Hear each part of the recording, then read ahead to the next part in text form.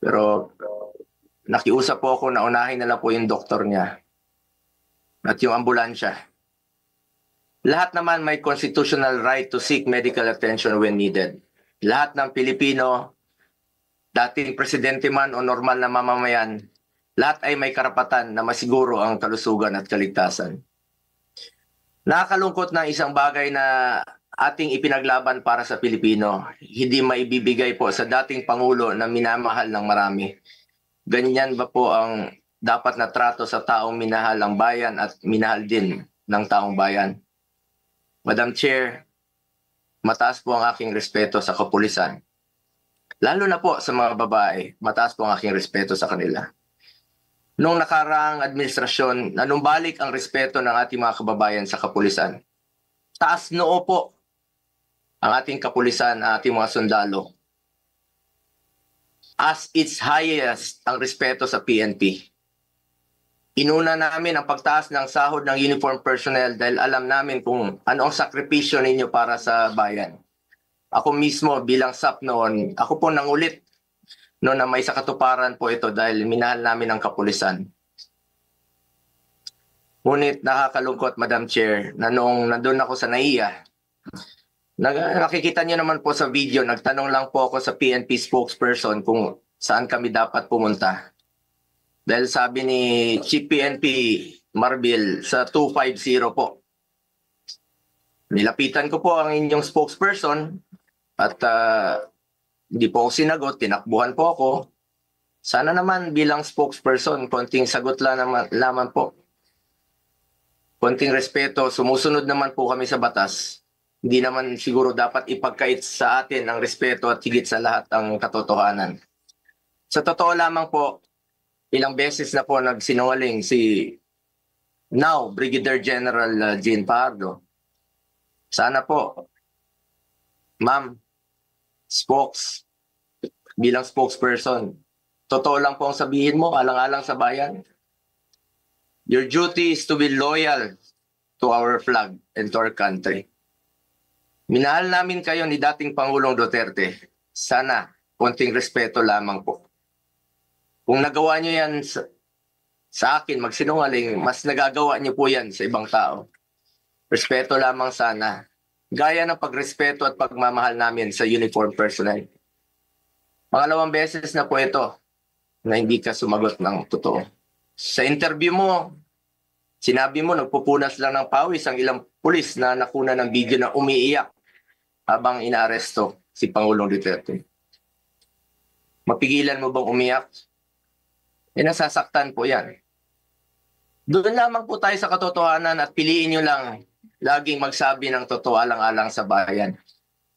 We must always entrust our loyalty to the Filipinos, to our flag, and to our country. Diyan naman po parating sinasabi ni dating Pangulong Duterte sa inyo. Just be loyal to our country and to our flag.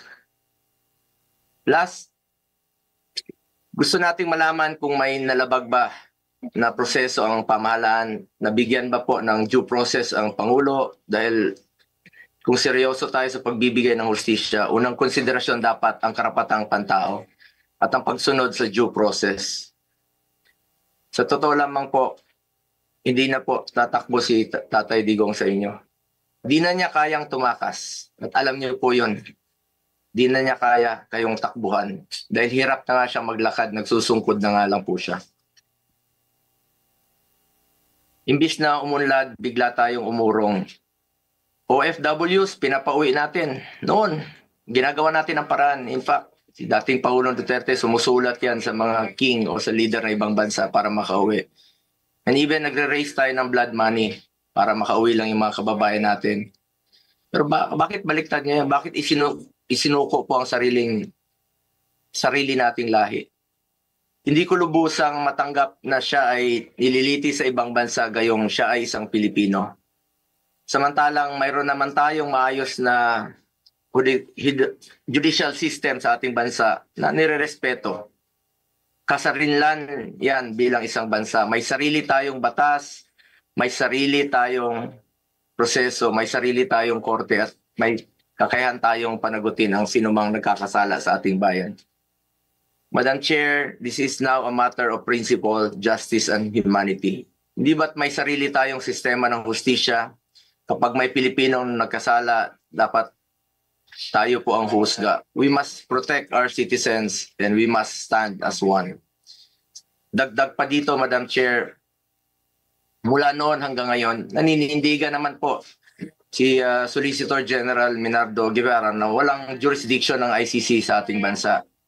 Kung consistent po ang gobyerno sa posisyon na ito na hindi kilalanin ang jurisdiction ng International Criminal Court, bakit hinayaan po nitong ma-implement ng warrant of arrest ang Interpol mula sa isang korte na hindi naman natin kinikilala?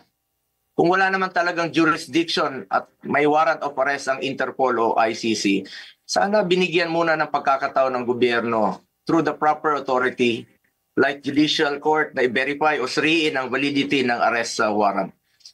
Ang issue na ito ay hindi lamang para kay Pangulong Duterte. Ito ay mahalagang usapin sa soberanya ng Pilipinas ang nakataya dito.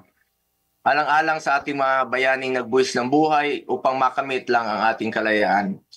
Alang-alang sa ating ngayon na patuloy na inaalagaan ng ating soberanya upang ang ating mga anak at ang ating mga anak ay mamumuhay ng isang bansa na malaya at nirespeto ng ibang bansa. Ang bawat Pilipino, mataas o mababa man ang katayuan sa buhay, dapat may gobyernong masasandalan na hindi siya pababayaan. Former president man o hindi, karapatan yan, lalo na po pagdating sa kanyang kalusugan, kaligtasan at buhay. Sa huli, bagamat andon si Tatay Digong na buong tapang na hinaharap ang kasong isinampa sa kanya, tulad ng kanyang paulit-ulit na ipinangako, napakasakit po sa dibdib na pagkatapos niya isakripisyo ang kanyang sarili para sa kinabukasan ng ating mga anak at ng bawat Pilipino, ni isang Pilipino ay hindi huhusga sa kanya. Imbis na ibigay sa Pilipino ang paghusga sa mga ginawa ni dating Pangulong Duterte na paglaban sa droga at kriminalidad, sadly, hindi po ganun ang nangyari. Sabi ko nga, para sa akin, Pilipino po ang dapat humusga sa totoong sitwasyon sa bansa. Kung mas nakakalakad na po ba ang ating mga anak noong panahon niya, hindi po nasasaktan, hindi nababastos. Kayo po ang humusga. Pilipino po ang dapat humusga. Minahal tayo ni Tatay Digong. Ginawa niya po ang lahat para sa bayan. Tanda na po siya. Ayaw na nga niyang tumakbong presidente. Pero ginawa niya po ito dahil yan po ang kanyang sinumpaang tungkulin para sa mga kababayan nating Pilipino. Pero ngayon, hindi lang si Tatay Digong ang inialay at ipinamigay ng ating sariling kababayan. Mistur lang inialay at ipinamigay din ito ang karapatan ng Pilipino na husgahan ang ating sariling kababayan at magdesisyon kung ano ang mas makakabuti sa ating bayan. As I said, March 11 was indeed the saddest day in our history. Sana po, hindi na po ito maulit. Marami pong nasaktan na Pilipino. Salamat po. Maraming salamat sa aking kasama, Senator Bongo. We assure you that this is no time for heroics. We are determined to get the truth. We now call on Senator Jinggoy Estrada, who has manifested his desire to make a preliminary statement. Madam Chair, I wish to waive my opening statement in order to expedite the hearing. Thank But if you you very will allow me to fire the first salvo, it will be very much appreciated, Madam Chair. Kung maaari, siguro umpisahan na lang natin kasi medyo komplikado yung ating proseso. Umpisahan muna natin yung order, ano? Tapos kung pwede, sumabat na lang kayo, kikilalanin kita kaagad-agad. Yes, Madam Chair. Maraming salamat. Okay, at this juncture, I call on the committee secretary to administer the oath to our resource persons. Kindly stand and raise your right hand and repeat after me.